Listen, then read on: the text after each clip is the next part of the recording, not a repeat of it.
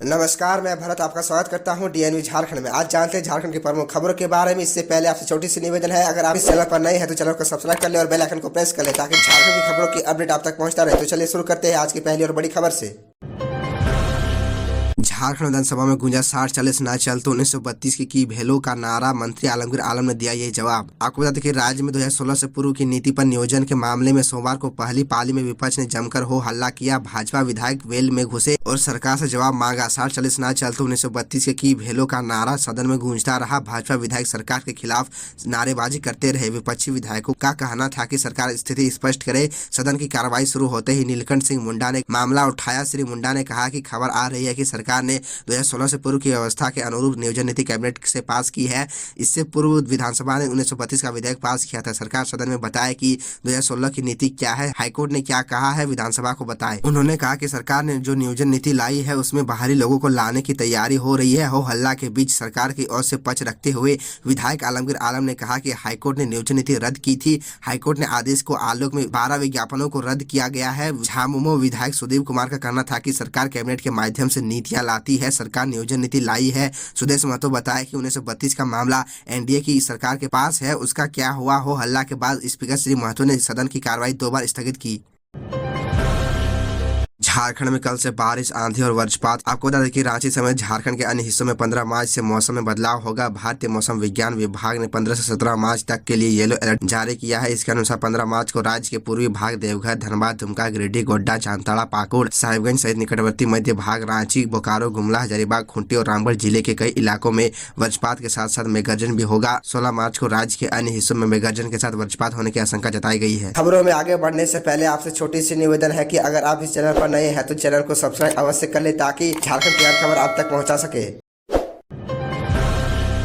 झारखंड के बुजुर्ग मुफ्त में कर सकेंगे द्वारका और सोमनाथ के दर्शन। आपको बता दें कि मुख्यमंत्री तीर्थ दर्शन योजना के दूसरे चरण में 20 मार्च 2023 को झारखंड के 60 वर्ष से ऊपर की उम्र वाले बीपीएल श्रेणी के 1000 वरिष्ठ हिंदू धर्मावलंबियों को द्वारका सोमनाथ दर्शन हेतु ट्रेन रवाना होगी। तीर्थ दर्शन IRCTC के माध्यम से कराया जाएगा। यह विशेष ट्रेन हटिया स्टेशन से रवाना होगी। बता दें कि 15 मार्च निबंधन की आखिरी तारीख है। जानकारी के मुताबिक जिले के हिसाब से कोटा निर्धारित है, लेकिन आवेदकों की संख्या काफी ज्यादा है। झारखंड के हेमंत सरकार 60 वर्ष से अधिक आयु के बीपीएल श्रेणी के वरिष्ठ नागरिकों को मुख्यमंत्री तीर्थ दर्शन योजना के तहत तीर्थ स्थलों को दर्शन करा रही है। इस योजना के तहत तीर्थ यात्रा में सभी तीर्थ यात्रियों को निःशुल्क ट्रेन यात्रा, नाश्ता, भोजन एवं होटल में ठहरना तथा बस के माध्यम से स्थानीय धार्मिक स्थलों का भ्रमण कराया जाता है।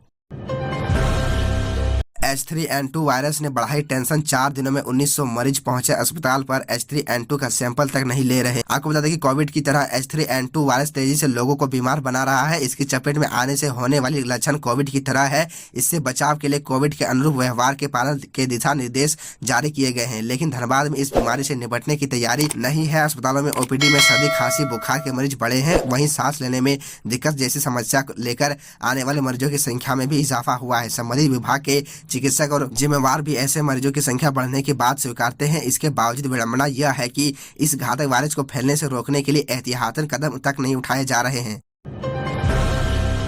झारखंड से रोज निकल रहा है 530 ट्रक अवैध कोयला जब्ती। सिर्फ 5.25 करोड़ की आंकड़ों से समझे पूरा गणित। आपको बताते हैं कि झारखंड में धनबाद, गिरिडीह, बोकारो, रामगढ़, हजारीबाग, चतरा और लातेहार में जमकर कोयले की तस्करी हो रही है। अवैध कोयला को स्थानीय प्लांट में भेजने से लेकर कोक भट्टा, इट्टा भट्टा और GT रोड के रास्ते बनारस, पश्चिम बंगाल और बिहार में खपाया जा रहा है। स्थानीय प्लांट कोक भट्टा या इट्टा भट्टा की अपेक्षा राज्य से बाहर भेजने में कोयला तस्करों के सिंडिकेट को सबसे ज्यादा मुनाफा होता है। उक्त क्षेत्रों में कोयला की चोरी CCL, BCCL, ECL की बंद पड़ी खदान, अवैध उत्खनन और फॉरेस्ट लैंड से की जाती है। हालांकि इस दौरान पुलिस ने भी कार्रवाई की है, पर जब्ती सिर्फ 5.25 करोड़ की है। वैसे कोयला चोरी रोकने की प्रारंभिक जिम्मेवारी कोयला कंपनी की है। एक अनुमान के मुताबिक राज्य में रोजाना 530 ट्रक कोयले की चोरी हो रही है। एक ट्रक में करीब 20 टन कोयला लोड होता है। एक टन कोयले की कीमत बाजार में कोयला के ग्रेड के अनुसार 6000 से लेकर करीब 11000 रुपए तक की है। न्यूनतम 7000 प्रति टन भी मान ले तो इस हिसाब से प्रति ट्रक कोयला का बाजार मूल्य करीब 1.40 लाख रुपए होता है। इस तरह 530 ट्रक के हिसाब से रोजाना 7 करोड़ 42 लाख रुपए कीमत की कोयला चोरी हो रही है।